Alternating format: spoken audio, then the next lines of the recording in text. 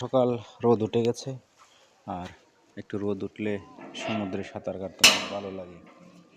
তো চলেন সবাই মিলে একটু সাঁতার কেটে নিই।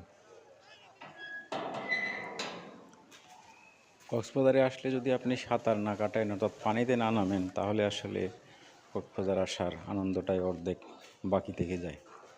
কাজেই যারা কক্সবাজার আসবেন একটু সাঁতার কাটার জন্য প্রয়োজনীয় প্রস্তুতি নিয়ে আসবেন।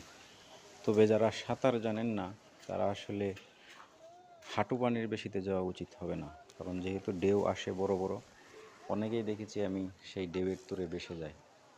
তো নিজেদের কন্ট্রোল রাখতে হবে, আনন্দও করতে হবে।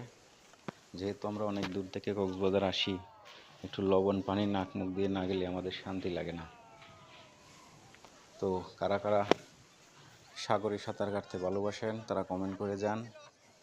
আর পরবর্তী ভ্রমণ ভিডিও